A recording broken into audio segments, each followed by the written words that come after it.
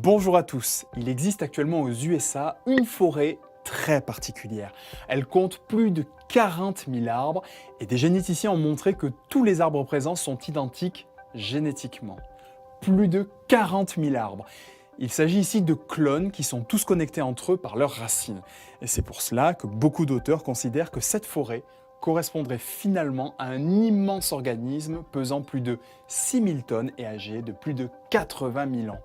Cette forêt, unique de par le monde, se nomme Pando, qui signifie en latin « je m'étends », car chaque année, vous avez de nouveaux troncs et donc de nouveaux clones qui continuent de se former. Et dans cette vidéo, j'aimerais justement que l'on discute ensemble de cette notion de clone. Allez go, c'est parti!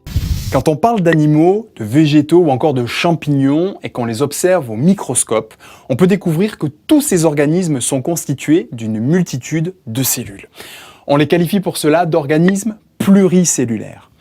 Alors, selon les exemples, vous pouvez avoir une association stable entre les cellules, et c'est le cas pour les animaux ou les plantes à fleurs. Les cellules s'assemblent et forment des tissus.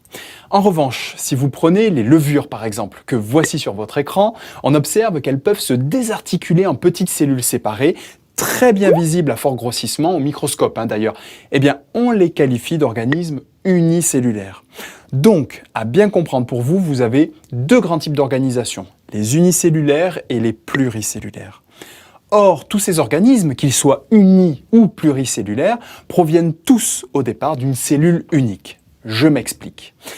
Par exemple, chez les humains, ils proviennent de la fameuse cellule œuf qui elle-même résulte de la réunification d'un gamète mâle, le spermatozoïde, de couleur rouge sur votre écran, et d'un gamète femelle, l'ovule ici coloré en bleu. Vous avez ici une fécondation se réalisant. Puis, c'est au cours du développement embryonnaire que notre cellule œuf va subir tout un ensemble de divisions. L'ensemble des cellules vont grandir, grossir et former par la suite un organisme pluricellulaire. D'abord un embryon, puis un fœtus. Donc, ici, l'organisme se développant est constitué par un ensemble de cellules qui proviennent d'une cellule unique. On nomme ça un clone. Donc, si vous me suivez bien, ça veut dire que vous êtes, vous aussi, un clone. Ainsi, si je reprends notre levure de tout à l'heure, eh bien, c'est le même principe ici. Vous avez une colonie qui correspond à un clone.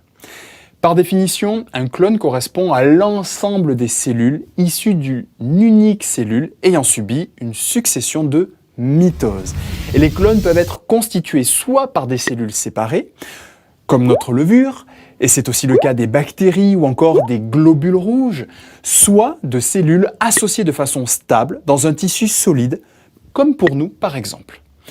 Allons plus loin ensemble, et notamment regardons les caractéristiques génétiques des clones. Regardez ici, avec nos levures, l'ensemble de nos colonies de levures dans notre boîte de pétri forme un clone. Alors ici, chaque colonie contient des milliers de cellules indépendantes formées par le clonage d'une des cellules déposées quelques jours auparavant. Et regardez ici, vous voyez une colonie avec un phénotype différent. Ici, vous avez une colonie de couleur blanche. Autre exemple, prenez cette photo de Golden Retrievers. Vous pouvez observer au niveau de ces cellules de peau un changement de coloration. Et ça, que ce soit ce changement de couleur sur ce chien ou au sein même du clone de levure, eh bien, c'est causé par ce que l'on appelle des mutations. Je vous rappelle que les mutations correspondent à des changements brusques au niveau du patrimoine génétique.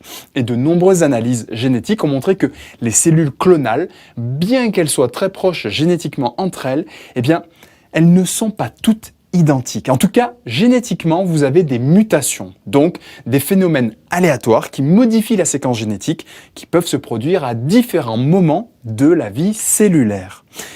Alors, qu'appelle-t-on en biologie la vie de la cellule ou encore la vie cellulaire?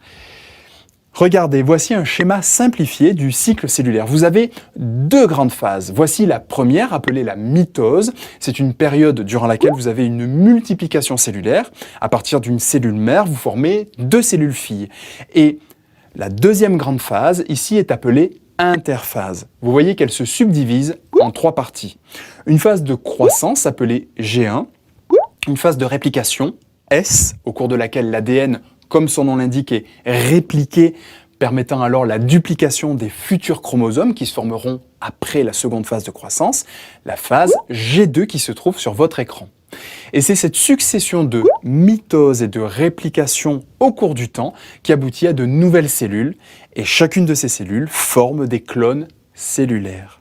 Mais comme on vient de le dire, des mutations peuvent se produire à différents endroits du cycle cellulaire, comme vous le voyez ici avec les étoiles jaunes représentant des mutations possibles. Et vous voyez qu'elles peuvent avoir lieu à n'importe quel moment de ce cycle. Et ces mutations, selon leur importance, peuvent affecter un secteur chromosomique bien plus large, pouvant même entraîner des pertes de gènes entiers. Ainsi, si vous prenez un clone théorique, comme celui-ci, chaque petit rond clair correspond à une cellule. Imaginons que vous ayez une mutation qui apparaisse dans une cellule et que cette mutation soit transmise à l'ensemble des cellules qui en sont issues. Cela vous donne de nouvelles cellules filles qui, au sein même du clone, seront légèrement différentes génétiquement des autres cellules du clone. Vous comprenez l'idée? Ici, vous transmettez via la formation des nouvelles cellules filles des mutations à toute la lignée cellulaire par mitose. Cela vous forme ce qu'on appelle un sous-clone. Je vous l'entoure sur votre écran.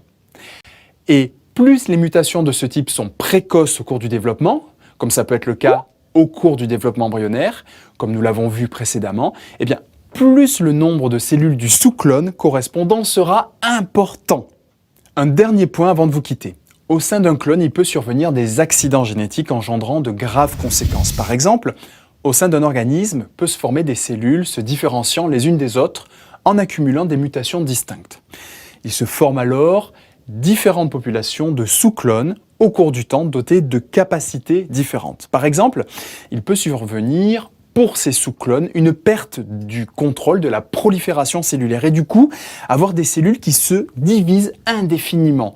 Vous pouvez avoir également l'apparition de capacités d'invasion pouvant alors être très dommageables pour l'organisme. Bref, ces types de sous-clones peuvent constituer ce que l'on appelle des tumeurs. Et on peut comprendre que ces propriétés de prolifération incontrôlée, de potentielle immortalité ou encore de capacité d'invasion puissent être négatives pour l'organisme au sein duquel ces cellules se développent. Merci à tous pour votre attention.